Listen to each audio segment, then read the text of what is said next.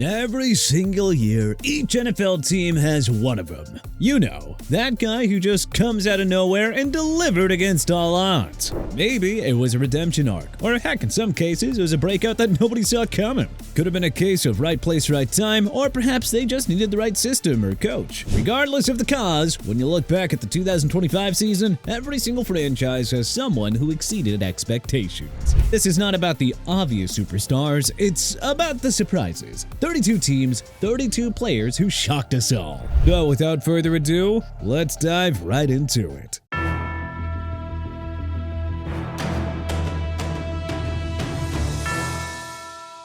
Arizona Cardinals, Michael Wilson, WR. Yeesh, what a turnaround for Michael Wilson out in the desert this season. From afterthought to 1,000-yard receiver in one season. The former third-round pick had less than 200 receiving yards through his first 8 games. It looked like he was on his way to another solid but unimpressive season. You know, kind of like his first 2 in the NFL. Then something clicked and he went absolutely ballistic over the final 9 weeks, racking up nearly 900 yards and becoming the Cardinals' go-to target regardless of who was under center. He finished with 78 catches, 1,006 yards, and 7 touchdowns, making him a shoo-in for the Cardinals' Offensive Player of the Year. Atlanta Falcons, Jalen Walker, edge. Jalen Walker was in and out of the lineup during the first half of the season with a groin injury, but when he finally got back to full strength, he was sure to make up for lost time. He was an absolute wrecking ball despite getting limited action in his rookie season. Despite a slow start to the year, Atlanta's 15th overall pick tallied 5.5 sacks and 5 tackles for a loss. And the Falcons' defense looked completely different with him on the field. Their fans should be very excited about what is to come with Walker. Baltimore Ravens, Travis Jones, DT. After spending 2 years as a rotational piece, the Ravens' secret superstar finally got his due. Defensive tackle Travis Jones posted a 79.2 PFF grade, second on the entire defense behind only Kyle Hamilton. He led all Ravens defenders in pressures with 47 and racked up 5 sacks. Baltimore rewarded him with a $40.5 million extension before the season even ended. Look, when the team pays you mid-season, I think they're trying to tell you something. Buffalo Bills, Dalton Kincaid, TE. This one was quieter, but no less impressive. Dalton Kincaid didn't put up gaudy numbers, but he was an integral part to the Bills' offense. Both in terms of making some big-time catches, adding over 4 yards per catch in his previous high watermark, and in the run game as a blocker. And he did it all with the torn PCL ailing him all year. Year 3 was a major step forward. Carolina Panthers, Bryce Young, QB. Man, what a turnaround. Bryce Young was 6-22 in his first 2 seasons. The number 1 overall pick looked like the biggest bust in recent memory. And then, 2025 happened. Young threw for 3,011 yards and 23 touchdowns while leading the Panthers to their first division title and playoff appearance in about a decade. He went from being chased out of town to Carolina picking up his 5th-year option, seemingly in the blink of an eye. Needless to say, the narrative has completely flipped. Chicago Bears, Caleb Williams, QB. The leap that everyone was waiting for? Well, it happened. Caleb Williams threw for 3,942 yards, a franchise single-season record, breaking Eric Kramer's mark from 1995. He added 27 touchdowns against just 7 interceptions and led the Bears to their first division title since 2018 and their first playoff win since 2010. Year 2 for the number 1 pick exceeded every expectation. Chicago finally has their guy. Cincinnati Bengals, DJ Turner II, CB. On a defense that struggled mightily in 2025, DJ Turner II was the lone bright spot, playing hard and at a high level all year. Everything else fell apart around him, Turner held his ground. Sometimes it's about being the one guy who actually shows up when nobody else does. Cleveland Browns, Carson Schlesinger, LB. There were high hopes for the former UCLA linebacker when the Browns took him in the 2nd round of the 2025 draft, but Schlesinger blew all expectations out of the water. He racked up 156 tackles, played great in coverage, and tacked on 2 sacks, putting himself firmly in all Defensive Rookie of the Year conversations. Dallas Cowboys, Javonte Williams, RB. The Prove It deal, that actually proved something. Could have guessed. Javonte Williams signed a 1-year contract and was expected to compete for carries. Instead, the man took over entirely. 1,201 rushing yards, a career-best 4.8 yards per carry, and 13 total touchdowns. Dallas needed someone to step up and be the guy in the backfield. Williams answered emphatically. Denver Broncos, R.J. Harvey, RB.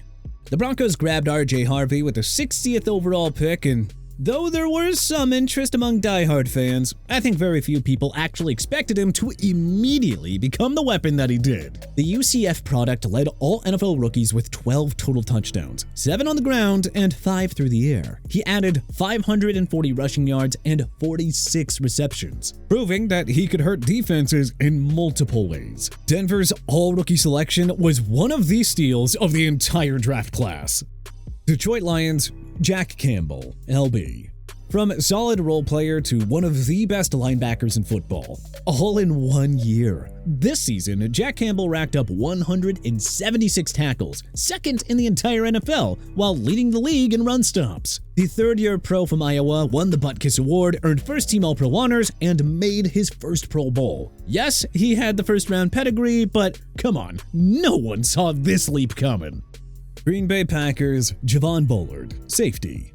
This one flew under the radar, but not in Green Bay's building. Javon Bullard emerged as the Packers' slot specialist in year 2, a silent but violent enforcer who made big plays all year, even after Micah Parsons went down and more was asked of that defense across the board. Houston Texans, Ed Ingram, guard. After an underwhelming start to his career in Minnesota, Ed Ingram really started to find himself in Houston, being a part of the Texans' effort to rebuild their offensive line. The former second-round pick underwent a complete transformation, and by the end of the year, it looked like the Texans turned a reclamation project into a bona fide star ready for a big deal of his own. Indianapolis Colts, Daniel Jones, QB. This might be the best story of the entire season. At least it was for a little while, until he tried to play on a broken leg and suffered that devastating Achilles injury. But hey, even so, Jones deserves his shine for the way that he played before he got hurt. Indy started 7-2, and Jones was legitimately in the MVP conversation. For 3 months, Daniel Jones was the most surprising player in football. Full stop. Jacksonville Jaguars, Trevor Lawrence, QB. Talent was always there. The consistency just wasn't. Until now, Trevor Lawrence threw for over 4,000 yards and a career-high 29 touchdowns. He added 359 rushing yards and 9 rushing touchdowns. Jaguars went 13-4, their best record since 1999, and Lawrence finished as a finalist for both MVP and Comeback Player of the Year. It was really starting to feel like it just was never going to happen for Lawrence and Duval. But the generational prospect finally began to play like one. Kansas City Chiefs, Tyquan Thornton, WR. Tyquan Thornton had a tumultuous start to his NFL career with the Patriots, but in 2025, it looked like the former second-round pick was starting to find new life with the Chiefs. Got off to a super hot start, snagging 13 catches for 272 yards and 3 touchdowns through the first 5 weeks, before he ultimately fell out of the rotation with other big names returning from injury. But even with the decrease in snaps, Thornton still managed to put up the best numbers of his career and finally establish himself as a legitimate option at the NFL level. Las Vegas Raiders, Eric Stokes, CB. The Raiders went 3-14. Yeah, not much to celebrate. But Eric Stokes was a genuine bright spot here. The former first-round pick signed a $3.5 million prove-it deal after disappointing in Green Bay to the point that the Packers declined his fifth-year option. Man responded with a career year. And reportedly, Las Vegas is already prioritizing re-signing him. Los Angeles Chargers, Tuli Tuipolatu. Edge. With Joey Bosa gone, someone had to step up. Tuli Tuipolatu did exactly that. Young edge rusher racked up 13 sacks, 70 pressures, and 20 tackles for loss while developing into a complete two-way defender. LA's post-Bosa era is in very good hands. Los Angeles Rams, Davante Adams, WR. Everyone thought that he was cooked after the Jets disaster. I mean, come on. But hey, everyone was wrong. Davante Adams demanded a trade out of New York and landed in Los Angeles in free agency. The man responded with 60 catches, 789 yards, and 14 touchdowns. The most by any wide receiver in the NFL. Now aged 33, Adams didn't miss a beat in spite of all that drama. He led the league in receiving touchdowns, in fact. Oh yeah, nicely done by the vet. Miami Dolphins, Greg Dulcich, TE.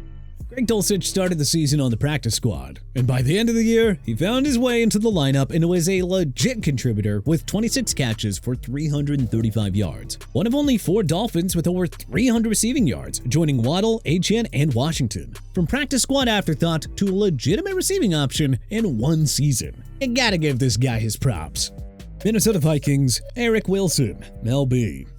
Everyone had moved on from Eric Wilson, and then Brian Flores got his hands on him. The journeyman linebacker delivered a shocking career resurgence, 115 tackles and 6.5 sacks in 2025. Nobody had predicted this. Wilson went from forgotten depth piece to one of the most productive linebackers in all of football. New England Patriots, Drake May, QB. The Patriots improved by 10 wins, and Drake May was a big part of the reason why. Second-year quarterback threw for 4,394 yards and 31 touchdowns against just 8 interceptions. He completed 72% of his passes. The icing on the cake? New England captured the AFC East title, and May earned second-team All-Pro honors. From promising prospect to franchise cornerstone in one offseason. And just like that, the Patriots are back on Dynasty Watch. New Orleans Saints, Chris Olave, WR. After an injury-limited 2024 that saw him play just 8 games, there were real questions about the state of Chris Olave's career. He answered them emphatically though. 100 receptions, 1,163 yards, 9 touchdowns. He started all 16 games and finished 7th in the NFL in catches and 8th in receiving yards. Career best production, even with the quarterback carousel in NOLA. Full season availability, oh yeah, the bounce back was complete. New York Giants, Cordell Flott, CB.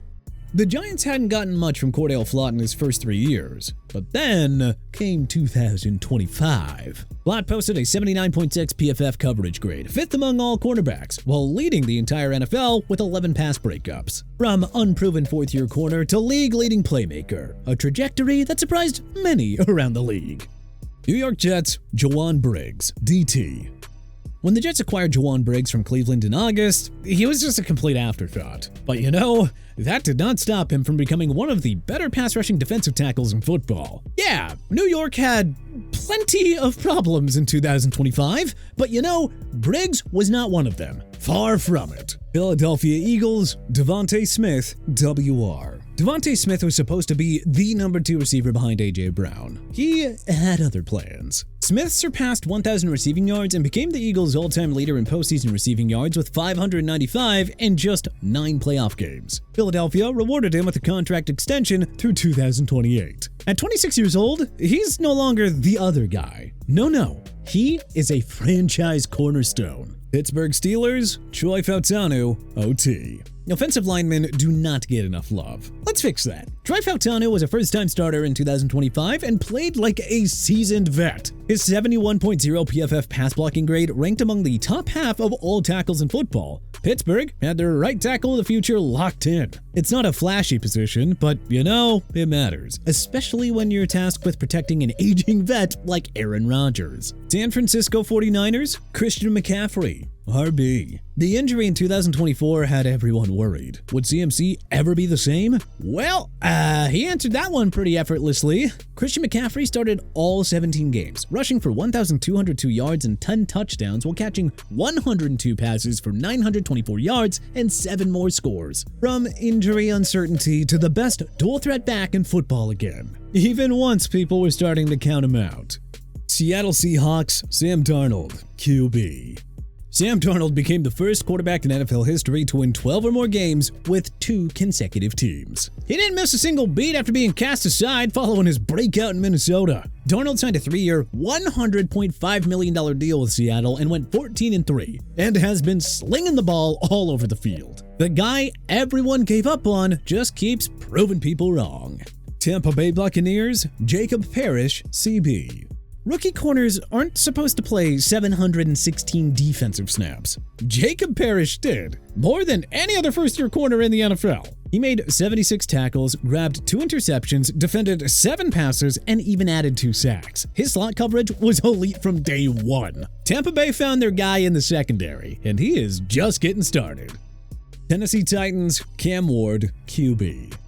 After the way that he started the season, people were really starting to doubt Cam Ward. But the first overall pick did a masterful job at navigating the calamity that was the Titans offense. He put up some very decent numbers and tape during his rookie season. Wasn't always pretty, but he turned quite a few heads along the way, and there's a reason for the Titans to believe that they actually have their franchise quarterback. Washington Commanders, Ja'Cory Krosky-Merritt, RB. The Commanders selected Ja'Cory Krosky-Merritt as their final pick in the draft. Nobody really expected much. I mean, come on. Then, Brian Robinson Jr. got traded, Austin Eckler went down in week 2, and, well, suddenly, the last pick in the draft was the starting running back. He delivered 805 rushing yards and 8 touchdowns, the most rushing scores among all rookies. Looking back, there is no doubt that Krosky-Merritt was one of the best late-round finds of the entire class. But hey, which player on your favorite team surprised you the most? What about across the league? Who do you think we got wrong here?